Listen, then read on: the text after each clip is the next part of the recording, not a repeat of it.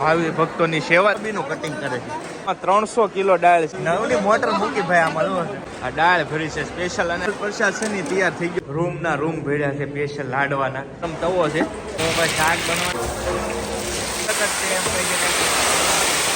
છે એવું બધું નાખી દીધું છે. બાપા સીતારામ મિત્રો, તો અત્યારે હાલ ફિલહાલ આપણે છીએ બગદાણા. એમ કહી શકાય કે ગુરુ આશ્રમ બગદાણા, જ્યાં બજરંગદાસ બાપાની 48મી પુણ્યતિથિ નિમિત્તે મહારસોડું મહાપ્રસાદ જે બની રહ્યો છે, તો એમની હું તમને વિઝિટ કરાવું કે કઈ રીતે એમ કહી શકાય કે બગદાણાનું આવું ભવ્ય રસોડું છે એની તડામાર તૈયારી થઈ રહી છે, રસોઈ બની રહી છે, મહાપ્રસાદ બની રહ્યો છે. તો ખાસ વિડીયોમાં કન્ટિન્યુ બન્યા રહેજો અને ખાસ કૌશિક બામણિયા યુટ્યુબ ચેનલ ઉપર તમે પહેલી વાર આવ્યા હોય તો ખાસ સબસ્ક્રાઈબ કરી લેજો. ચાલો હું તમને બધું બતાવું વિગતવાર કઈ રીતની તૈયારી છે અને કેવી રીતે રસોઈ બને છે. જોઈ શકો છો બધા જ મિત્રો છે ને સેવા કરી રહ્યા છે. જો ભાઈ બધા જ તમારી નજર પહોંચે ને ત્યાં સુધી લોકો છે ઓનલી ફોર સેવા. આ બાપાનું રસોડું છે, આ ચમત્કારી રસોડું છે, ચમત્કાર છે. જો ભાઈ કેટલા મોટા ગ્રુપ આવેલા છે ભાઈ. આ બધા છે સ્પેશિયલી સેવા કરી રહ્યા છે. આવું ભવ્ય રસોડું બગદાણાની અંદર સામે સુધી તમે નિહાળી શકો છો. બધા જ લોકો છે ને એ સેવામાં, ઓનલી ફોર સેવામાં. હજી એટલા જ નથી, હજી પણ આગળ છે, તમને બતાવું કેટલી મોટી સંખ્યામાં એમ કહી શકાય કે પ્રસાદી બનવાની છે. તમે આઈડિયા લગાડી શકો છો. નાસ્તો કરી રહ્યા છે અત્યારે હાલ ફિલહાલ, કેમ કે ક્યારના સેવા. ક્યાં ગામથી આવો છો બેન? જાફરાબાદ ભાઈ, જાફરાબાદ થી આ લોકો, આ ગ્રુપ છે ને જાફરાબાદ થી આવે છે. જુઓ તમે સરસ મજાની સેવા કરી રહ્યા છે. તો બધા અત્યારે નાસ્તો કરી રહ્યા છે. આવું તો મિત્રો કેટલી મોટી સંખ્યામાં ભાવિ ભક્તો છે ને કોબીનું કટિંગ કરે છે. આ મોસ્ટ ઓફલી બધા જ વ્યક્તિઓ છે ને કોબીનું કટિંગ કરી રહ્યા છે. તમે જો સરસ ગીર ગઢડાથી ગ્રુપ છે, તમે જોઈ શકો છો. આ બધા જ ભાઈઓ છે ગીર ગઢડાથી આવે છે. અહીંયા પણ તમે નિહાળી શકો છો માવડીઓ છે એ બધી સેવા કરી રહી છે. કેટલી મોટી સંખ્યામાં લોકો છે કે ઓનલી ફોર બજરંગદાસ બાપાની પુણ્યતિથિ નિમિત્તે જો કટિંગ. ક્યાંથી આવો છો? કેવું? વાહ ભાઈ, આમાં અમુક ગઢડા સરસ મજાની બધા જ ભક્તો છે એની સેવા. વાહ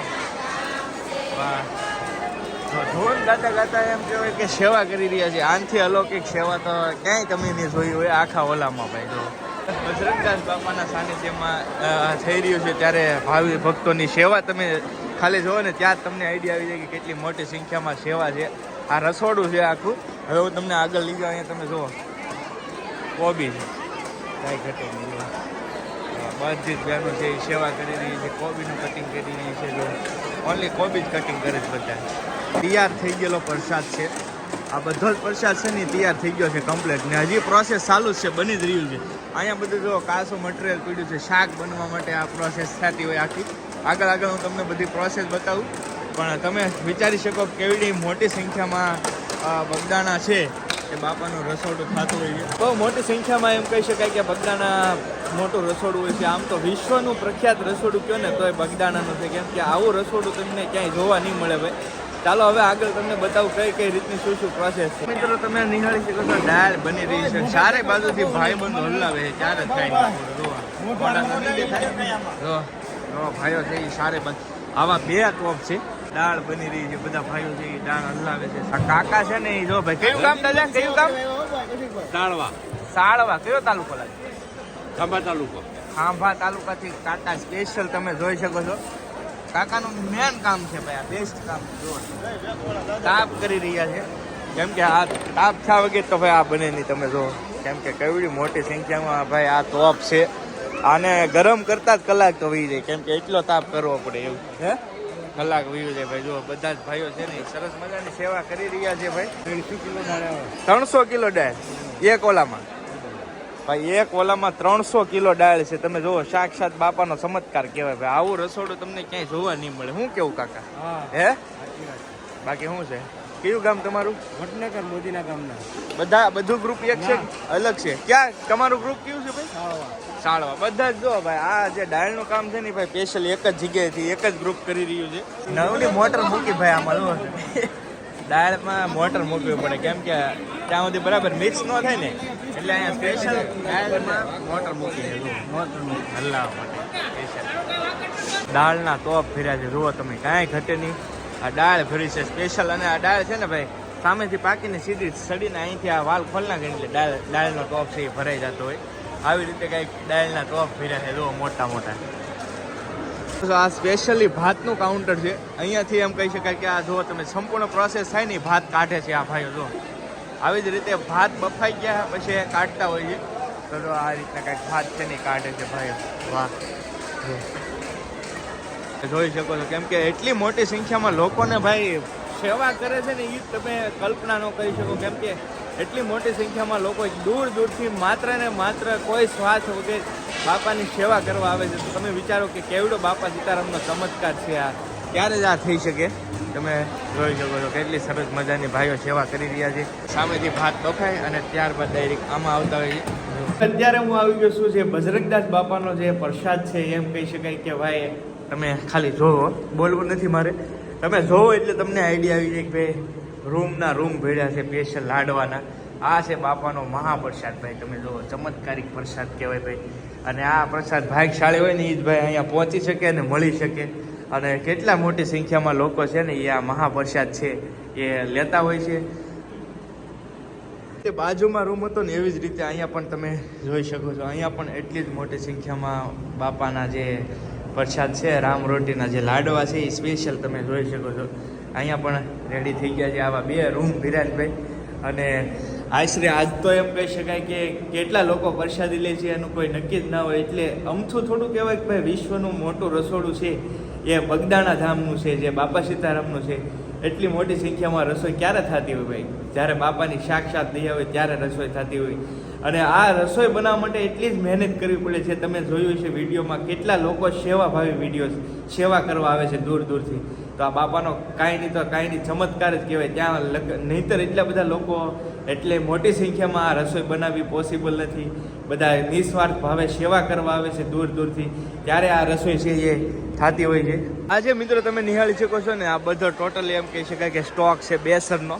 જોઈ શકો છો અહીંયા ભાઈ છે ને સરસ મજાની રોટલીને જો ભાઈ ઘી લગાડી રહ્યા છે. સરસ મજાની સેવા કરી રહ્યા છે. અને આ જે કાઉન્ટરે આપણે આવ્યા છીએ અહીંયા તમે જોઈ શકો છો આ રોટલીનો સ્ટોક થઈ ગયો છે. અને અહીંયા ભાઈઓ છે કે સરસ મજાની રોટલીના ગળિયા કરે છે રોટલીના સરસ મજાના. અને આગળથી અહીંયા રોટલી પાસ થાય છે ને કઈ રીતે બને છે એ પણ હાલો આપણે તમને બતાવી દો સાથે સાથે. તો અહીંયા તમે જોઈ શકો છો અહીંયા ભાઈઓ છે રોટલી બનાવે છે. અહીંયા ભાઈ છે એ સ્પેશિયલી રોટલીઓ બનાવે છે કમ્પ્લીટ. તમે નિહાળી શકો છો આવી રીતે કાંઈક રોટલીઓ બનતી હોય છે. અને આ આખો ગરમા ગરમ તવો છે. આની ઉપર સીધા અહીંથી બનાવીને સીધા ફગાવી દઈને હાલ 2 ભાઈઓ છે ને એ પકાવતા હોય છે રોટલી. તો જો સરસ મજાની આવી રીતની કંઈક બાપાની ખાસ કરીને રામ રોટી તમે જોઈ શકો છો બની રહી છે સરસ મજાની. અને પોતાના હાથે જ આપણે હાથે જ પકાવે છે ભાઈ. તૈયાર રોટલીનું મશીન પણ છે અહીંયા પણ એ નથી યુઝ કરવામાં આવતો અત્યારે. હાલ ફિલહાલ આ રોટલીઓ છે એ જ આપવામાં આવે છે બધાને પ્રસાદી રૂપે. તો આવું સરસ મજાનું છે રસોડું. જો ભાઈ શાક બનવાની પ્રોસેસ ચાલુ થઈ ગઈ છે. પહેલાં રાઈ નાખે છે. જો રાઈ થોડે સરસ આવી રીતે કંઈક શાક બનતું હોય ફાસ્ટ પ્રોસેસ છે આખી. તમને દેખાડું રાઈ બાદ ત્યારબાદ નાખશે હવે જીરું.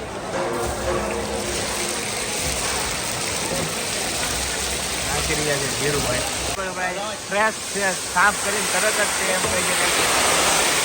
જો ભાઈ હવે ડાયરેક્ટ બટેટા છે ને આવી રીતે નાખવામાં આવે છે. કંઈક આવી રીતનો શાકની આખી પ્રોસેસ છે જુઓ તમે. અને અહીંયાથી ગરમ પાણી કરેલું હોય ને એ સીધું ડાયરેક્ટ આમાં નાખવામાં આવે છે. આ રીતની કંઈક શાક બનવાની પ્રોસેસ છે. આવી રીતે કંઈક આખું શાક છે નાખ્યા બાદ હવે ત્યાર પછી નાખે છે રીંગણા. તમે જોઈ શકો છો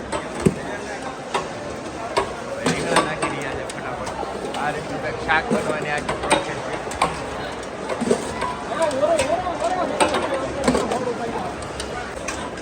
હવે ટીંડોરા છે એવું બધું નાખી દીધું છે. હવે બરાબર મિક્સ કરે છે આ શાક. તમે જોઈ શકો છો આખું શાક. તો ભાઈ આવી રીતે કાંઈક શાક છે ને એ પાકવા મૂકી દીધું છે. અને કેટલી વાર લાગશે કાકા શાક બનતા? 15-20 મિનિટ. કેમ કે આ બધું બરાબર પાકવા તો દેવું જ પડે એ રીતની પ્રોસેસ છે. તો આ કયું ગ્રુપ છે? ક્યાંથી આવો છો તમે? બંડીધારી ગ્રુપ. બરાબર બંડીધારી ગ્રુપ અહીંયા વસ્તી આવે છે. સ્પેશિયલ શાક જ બનાવો છો? વાહ ભાઈ વાહ. સ્પેશિયલ આખો ગ્રુપ છે એમનું જે બધા ભાઈઓ છે ને સ્પેશિયલ સેવામાં આવે છે. સરસ મજાની શાક બનાવે છે. તો આવી રીતે કાંઈક શાકની પ્રોસેસ હતી. હવે આ નેક્સ્ટ શાક હશે મારા અંદાજે. અને અહીંયા ટમેટા જો સાફ બાફ કરીને વ્યવસ્થિત તો જો ભાઈ સામેથી છે ને આવી રીતે કંઈક શાક છે એ આવતું હોય, શાક છે ને આવી રીતે કંઈક આવતું હોય, તમે નિહાળી શકો છો ઉપરની ટોપમાંથી. અને એ શાકનો છે ને અહીંયા સ્ટોક કરવામાં આવે છે, તમે નિહાળી શકો છો કેટલી મોટી સંખ્યામાં આજે ભક્તો છે એ પ્રસાદી લેવાના છે. આ બધું જ શાકના ટોપ તમે જો એટલે તમને આઈડિયા આવી જાય. આ છે મિત્રો ભોજનશાળા છે, એમ કહી શકાય કે તમે કદાચ કોઈના કોઈ વિડીયોમાં જોઈ જશે, જે અપડેટ થઈ ગઈ છે. આવી રીતે અહીંયા બેન્ચીસ ઉપર બેહાડી અને લોકો છે એ પીરસતા હોય સ્પેશિયલ, એ રીતની સ્પેશિયલ આખી ભોજનશાળા છે ને ટોટલી અપડેટ થઈ ગઈ છે બગદાણા. તો ખાસ હવે વિડીયો બહુ લાંબો થઈ ગયો છે ને ખાસ વિડીયો કેવો લાગ્યો એ ખાસ કમેન્ટની અંદર કહેજો. કમેન્ટની અંદર જય બાપા સીતારામ લખવાનું ખાસ ભૂલતા નહીં. અને ચેનલને સબસ્ક્રાઈબ કરી લેજો. હજી જે બાપાની પુણ્યતિથિ છે, જે બાપાની શોભાયાત્રા છે એ નીકળવાની છે, તો એમના પણ તમને તમામ અપડેટ મળી જશે. એટલે બેલ આઇકોન દબાવી રાખજો. ચાલો મળીશું બીજા બ્લોગ સાથે. ત્યાં સુધી બધાને જય માતાજી, રામ રામ, મહાદેવ, બાપા સીતારામ.